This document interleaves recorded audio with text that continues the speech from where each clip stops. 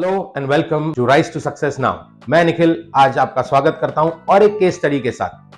Travel करना तो हर किसी को बहुत ही पसंद है और आज एक ऐसी कंपनी के बारे में हम बात करेंगे जिसने ट्रैवल इंडस्ट्री को इंडिया में बहुत ही ज्यादा कंफर्टेबल कर दिया है। मैं बात कर रहा हूं इंडिगो एयरलाइंस की। इंडिगो एयरलाइंस जो 2006 में शुरू की गई थी, उसे आज की डेट में इंडिया की लीडिंग एयरलाइंस बोली जाती है, क्योंकि इंडिगो आज एक ऐसी कंपनी हो गई है जिसमें 320 से ज्यादा एयरक्राफ्ट है और हर दिन बहुत ही ज्यादा डेस्टिनेशंस को ट्रैवल करती है।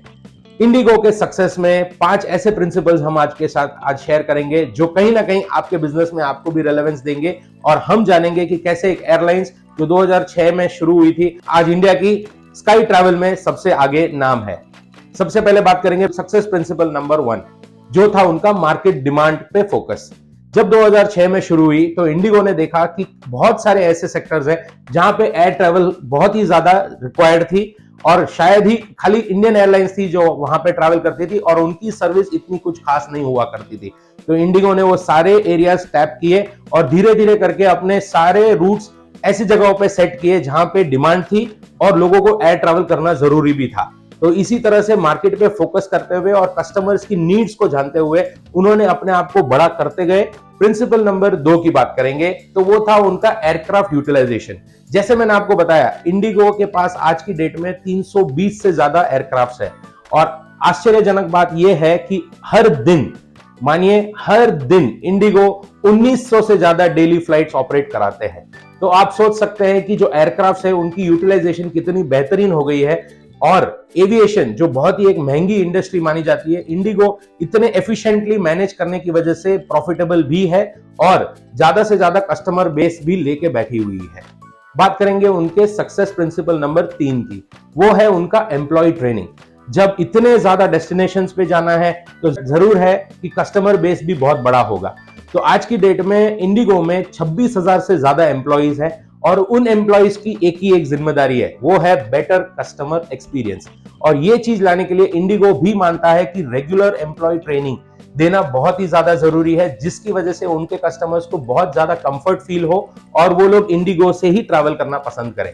तो रेगुलर ट्रेनिंग्स ना सिर्फ फ्लाइट के अंदर के क्रू को दी जाती है, पर उसके साथ साथ जो एयरपोर्ट में अवेलेबल स्टाफ है या जो उनके ट्रांसपोर्ट के स्टाफ है उनको भी रेगुलर ट्रेनिंग दी जाती है ताकि कस्टमर का एक्सपीरियंस ऑल राउंड बहुत ही बेहतरीन रहा जाए। तो ये था पॉइंट नंबर 3। आगे बढ़ते हुए प्रिंसिपल नंबर 4 था उनका कॉस्ट एफिशिएंसी। इंडिगो रेगुलरली अपने कस्टमर्स को खुश करने के लिए कोई ना कोई स्कीम लेके आते हैं या कोई ना कोई सेक्टर में इतने अच्छे रेट रखते हैं जिससे कस्टमर का फायदा होते जाए और उनको बुकिंग बहुत ही अच्छी तरह से मिलती रहे। कॉस्ट एफिशिएंसी ना सिर्फ कस्टमर बेनिफिट होता है, पर उनको एक एडवांस बुकिंग मिलने की वजह से एयरलाइंस की कंफर्म्ड ट्रैवल भी कंफर्म हो जाती है। तो कॉस्ट एफिशिएंसी का फायदा उठाते हुए ना सिर्फ वो कंपनी आगे बढ़ती गई, बट कस्टमर बेस भी स्ट्रॉन्ग करते गए।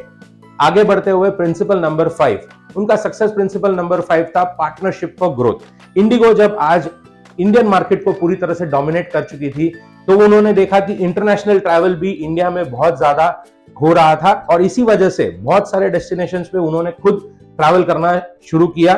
यानी कि आप दुबई ले लीजिए, अबू धाबी ले लीजिए, यहाँ इंडिगो खुद अपने आप को ऑपरेट करती थी और इसके साथ ही उन्होंने इंटरनेशनल एयरलाइंस के साथ अपनी पार्टनरशिप कर ली थी।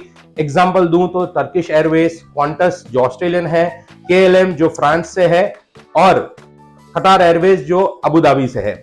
ऐसे ही बहुत सारे इंटरनेशनल एयरलाइंस के साथ उन्होंने अपनी पार्टनरशिप कर ली और इसी के साथ वो इंटरनेशनल ट्रैवल पे भी अपना हाथ जमाते गए। इसी तरह से हमने देखा कि इंडिगो जो 2006 में एक शुरू की हुई कंपनी थी, इंडियन स्काईज को आज डोमिनेट करती है और शायद ही कोई ऐसा व्यक्ति है जो एयर ट्रैवल में इंडिगो के मजे ना लेता हो। तो आज हमने देखा कि कैसे एविएशन इंडस्ट्री जो बहुत ही मुश्किल और बहुत ही कॉस्ट इंक्लूसिव इंडस्ट्री मानी जाती है, उसमें इंडिगो ने कैसे अपने पैर जमाए और मार्केट लीडर बन गया। उम्मीद करते हैं कि इस वीडियो में कहीं ना कहीं आपके बिजनेस को भी कुछ ना कुछ सीखने को मिला होगा और अगर आपको लगता है कि इस वीडियो से आपका फायदा हुआ है तो हमें कमेंट करके भेजिए और अगर आपको लगता है कि इस वीडियो से किसी और का फायदा हो सकता है तो जरूर से इस वीडियो को शेयर कीजिएगा। फिर से और एक बार एक वीडियो के साथ मिलेंगे जिसमें और एक केस स्टडी लाएंगे जिससे आपको अपने बिजनेस में कहीं ना कहीं कोई फायदा हो। तब तक के लिए थैंक यू फॉर वॉचिंग।